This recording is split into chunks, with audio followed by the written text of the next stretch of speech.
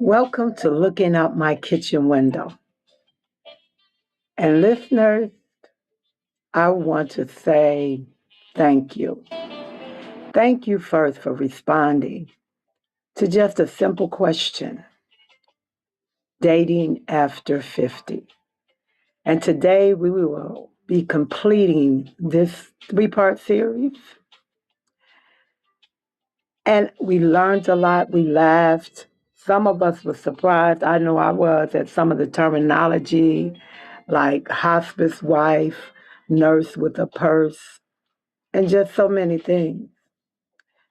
And what I thought I was starting with a conversation, but what I really did was open a door, and you came in with your stories, your laughter, your frustration, your faith, disappointments, and hope. Now, wait a minute.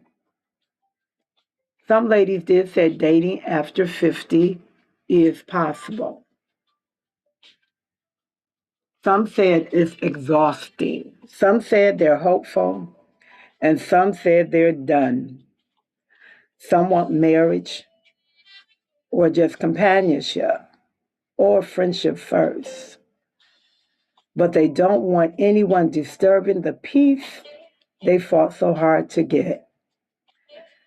So after 3 parts, I have come to believe something. The conversation is much bigger than the women who answered this post, because I believe there's millions of women asking some version of the same question. Where do I meet someone today? Does anyone court anymore? Does everyone want sex immediately? Is marriage still important? Should a woman approach a man? Let's go out for a cup of coffee. Or let's just take a walk through the park. What about dating apps? So, but the real question is there still someone out there who wants what I want? So this final chapter, I want to let the last voices speak, and then I want us to look at what these women and also another gentleman chimed in is talking about and what we're learning. Because maybe we have discovered something we weren't looking for when this conversation began. Let's start with Olivia Simmons. She said dating has definitely changed for the worse. She did not need 3 paragraphs, not even 1 full paragraph, just 1 sentence. She said dating has changed for the worse, and she used that exclamation point. Tell us how you really feel, Olivia, without holding back. And I think you did. Because for many women, dating feels harder than it once did. And some people seem to believe that dating is a challenge, but they're up for it. And some things have changed and some things have emerged. Now we're using words like ghosting, breadcrumbing, situationships, orbiting, benching. You know, we never used those terms. We just said he stopped calling and he stopped coming around. Technology has changed dating, but did it change love and connection? Linda Brooks said, I think dating has changed a lot over the years, especially with technology taking over our lives and social media influencing our perception of relationships and love. Did you catch that word? Perception. She said because social media shows us, we see a couple on vacation, couples dancing, couples celebrating anniversaries, couples wearing matching pajamas on Christmas pictures. You've seen it, I've seen it too. Couples posting, my king, my queen. Meanwhile, nobody posted that I've been irritated for 2 weeks with this woman or this man. We haven't spoken in days. Nobody uploads those pictures of people sitting in different parts of the room because they don't want to go near each other, because they don't want another explosion. And you know, this distorted expectation can give you a concept of what relationships should look like. They're looking, and it gives you a feeling when you look at those pictures. And you may be looking for that feeling from watching someone else's relationship. Now that's different. Linda also said they don't want to commit, talking about her experience with dating sites. She said the man she encountered on dating sites often don't want to commit a relationship or to a marriage. And Liz Hayes put it very plainly. Not even dinner at a restaurant. We're skipping all of that to what are you cooking? Sir, I don't even know your middle name before you ask me to go into my kitchen, cook up the food that I bought, and cook you a meal. And we haven't even been to dinner. Okay? She's wondering, why is he even asking that? But underneath the humor is the frustration we heard about in this series. Some women feel they're looking for a relationship which encountering men who's looking for just access to you, access to your body, to your home, to your cooking, to your companionship, your emotional labor, your comfort, but not necessarily the responsibility that comes with a committed relationship. And that's why intention matters.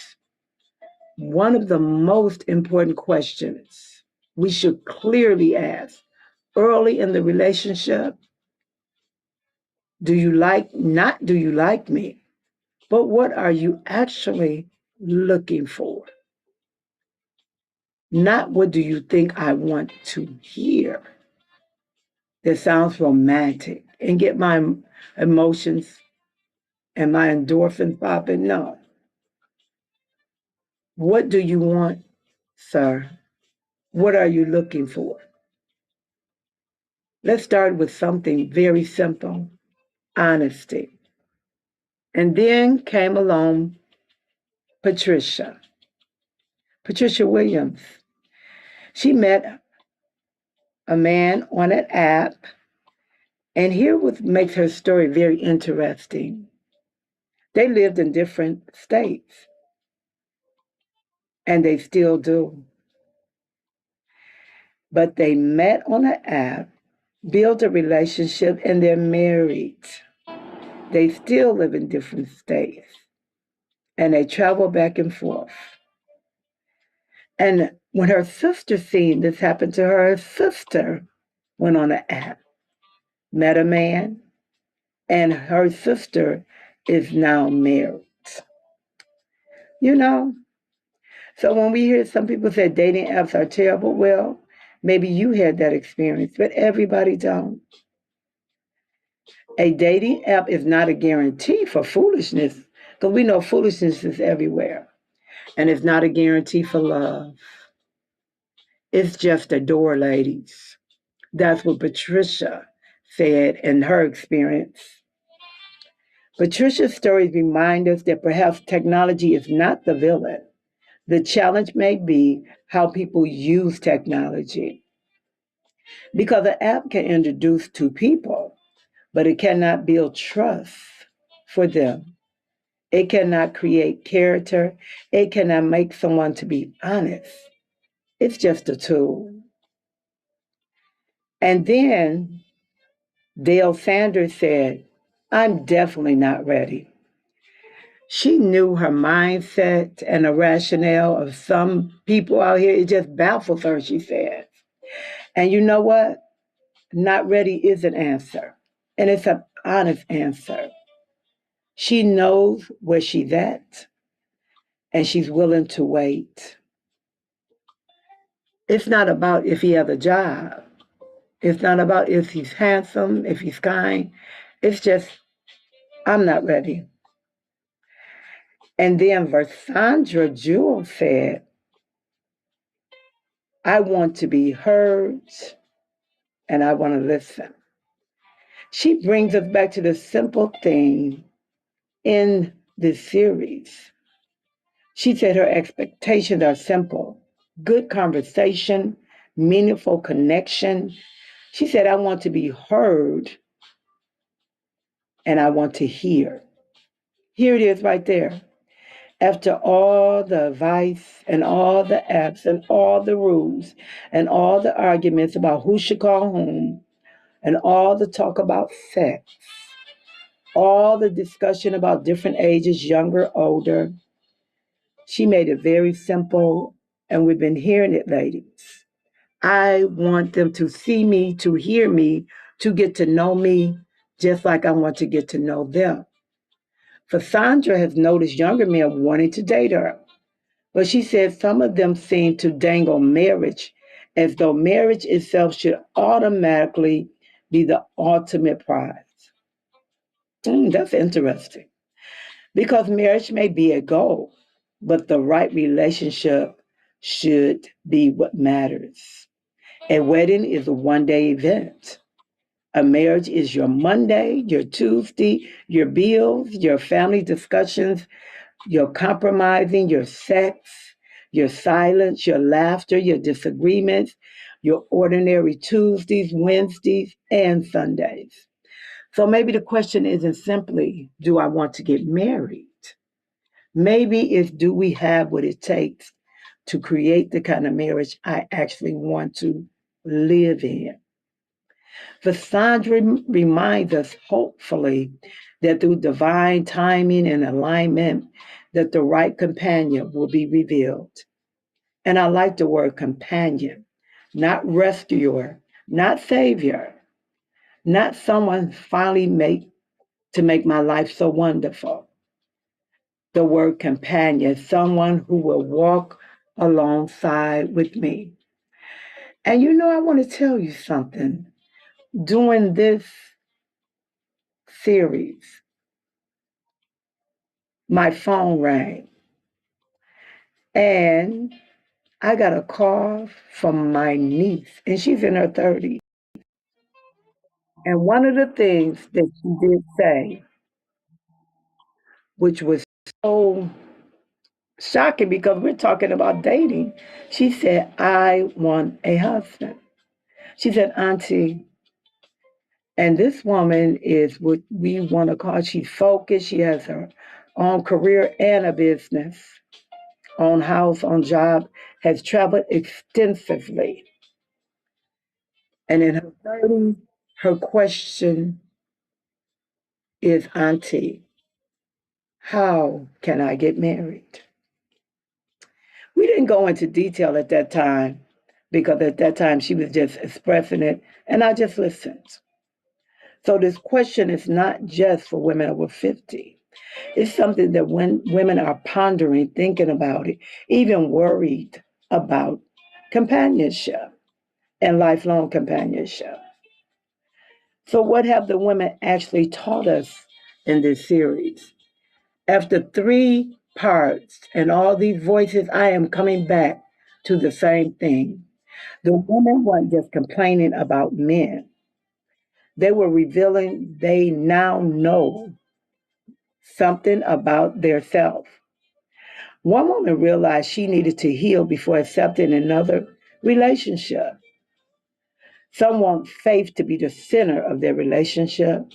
Some want intentional courtship. Someone, a man with goals who can match their energy. Someone real in-depth conversation that's not shallow. And someone's sexual boundaries to be respected. Someone to understand what it is to date and they're willing to learn in a relationship. There is no single correct way to date in your 50s, 40s, 30s, 60s, and 70s. The goal is not to copy anyone else's relationship while watching social media present the perfect couples. The truth is, I thought we were talking about dating after 50, but I think we ended up talking about something bigger, about identifying ourselves after 50. Who we are, what do we want, what am I willing to do to get it, what am I willing to give, and what am I no longer willing to tolerate? Have I healed? What does it look like? And what am I still carrying? What kind of love fits my life? And it's another term that's out here. It talks about your love, the way you express, how you receive love. Is it acts of kindness? Is it are you a person who loves to touch, feel? Knowing what is your love language. Do you know your love language? Because that's important. Because you can be with a person, you can meet a person, and they have all these other qualities that are wonderful, but they do not fit your love language. You're a person who needs to be given words of affirmation. It's not saying you need someone to validate you, but you love someone to tell you that you're looking good, that they missed you, that you have a beautiful smile. And the person that you're with, even though they have all those other things, they don't do that. That's not their love language. Their love language could be making sure the bills are paid, asking you, would you like to go shopping to get groceries, filling up your car. So, ladies, understanding your love language, because that can bring in problems that can make something so simple as he didn't give me a beautiful card on my birthday because you love to receive them. And it goes with something we've been talking about, communicating and knowing your love language and letting him know that you're a person who loves to be affirmed with words. That's your love language. And it's not, I need gifts. I just need your time. That's important to me. So, and remember, the men that we meet and come in contact with, they're not going to be exactly like us. And that's okay. And understanding, even at this age, we need a new definition of love. Maybe love at 50 isn't about butterflies every day. Maybe it's about peace without boredom, attraction without pressure, independence without isolation, commitment without control, faith without judgment, conversation without trying to perform, and sexuality without exploration, companionship without losing yourself. And maybe the biggest one is room for change. Are we willing to change? And is your life ready for that? And I want to tell you a little short story. Her name was Evelyn, his name was James. Evelyn, she was 53, and James, he was 60. And they met at a community event, And no one fell into each other's arms or looked into each other's eyes and said, oh, you're the one. But they got to know each other. They went on a couple of dates. They spent a lot of time talking. And so one evening, when the evening was coming to an end, Evelyn said, I'd like to invite you over for dinner. Would that be nice? And she said, oh, sure. He said yes. And he came over and it was wonderful. She was prepared. She was ready. She was cooking in her kitchen. And I told this story once on Zoom. But their issue was James did not like to eat in the kitchen. And Evelyn thought that was a problem. Was that a standard, ladies? Or was that something that they can talk about? Was that a deal killer, as they say out here? So as we're looking at dating after 50 and this last part, we want to think about the things that we have discussed with women from all parts of the country. We want to think about what we want. And we want to think about, are we willing to be flexible, adaptable? And I want to chime in with what a gentleman said, another gentleman I asked about. I asked him the question. And he said, men after 50 or 60 or even 70 sometimes look at a relationship when it comes to commitment, thinking, well, I've been married before. I've been in a long-term relationship before. Been there, done that. That's not what I want. He said men say they would love companionship and they enjoy companionship, but they may not be ready to commit to a lifetime. They enjoy going on dates. They enjoy being in your presence, doing new things. But the long-term commitments, they're not ready for that and they're not willing. And I asked him, I said, so if a woman is going on a date with you, you've been going out for 4 or 5 months, sometimes we think, okay, this is going somewhere and it may be leading to a deep commitment and marriage. He said, yes, but men don't think like that all the time. We're just thinking we're enjoying your company. And I asked him, I said, so what do we do if our mind is thinking this is a long-term commitment that may be leading to marriage? He said, have the conversation and be willing to accept whatever that truth is. And if that truth says, no, the man said, I'm not looking to marry again. Ladies, I think we have to respect the honesty. And even if in that relationship, it's another conversation that me and another lady was having. And I said, no, she said, no, I approached the question. I said, what if you had been in a long-term relationship, maybe just, it's not long-term, just been dating someone over a year, and then you happen to say, I love you, and he doesn't say it back.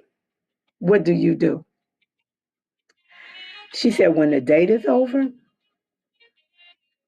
I block him. I may give him respect to let him know I'm not speaking to you anymore. And I said, why? Because he said he didn't love you back. She said, yes. She said, because she felt that she had been investing time and energy and he didn't even say it back. That means he doesn't love her. And the conversation went, if you said you love someone, that was you saying you love them. Was your love only predicated on them loving you back? Or were you expressing you had love for that person? And if he did not reciprocate, that was all right. And the conversation went on, but she made it very plain. If she expressed her love for someone and they don't express it back with those same words, the relationship is over. So that's another question. It's not another series, it's just a question that I'm putting out here late.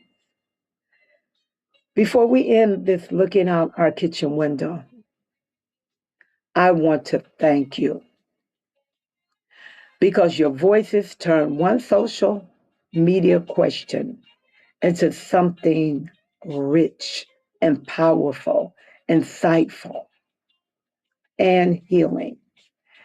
A conversation about love, faith, technology, sex, marriage, independence, loneliness, hope, and our identity. And another important thing came from this was choice at this age. Maybe that's a gift. We don't realize when we are younger, we get to choose. We can choose companionship. We can choose marriage. We can choose dating. And we can choose not to get involved. We can choose it's our time. And we choose singleness. And we can choose healing before relationship. We can choose our standards. We can choose our softness without desperation. We can choose hope without pretending, and we can choose to remain open without leaving the front door of our life unlocked for anyone and everyone to come knocking and enter. So, love is possible, we agree, and dating, but perhaps not the way we once imagined. Maybe it will come through a friend, maybe through a fellowship, maybe at the grocery store, even at the doctor's office, maybe across state lines like Patricia and her husband, but maybe differently than we planned. For some women, the greatest love story after 50 will not include marriage at all. That doesn't make it sad or incomplete because one of the real questions that we were answering, it wasn't that somebody would choose me, but how I build my life, how I can love not just a companion, but myself, how I can be open without looking desperate, how I can be honest without feeling ashamed. You know, we learned a lot and we have shared a lot, and we are learning that we're not just speaking about companionship, relationship, and marriage. We're speaking about ourselves, and we're bold and we're honest and we're truthful about it. We can speak about being lonely, but not sacrificing ourselves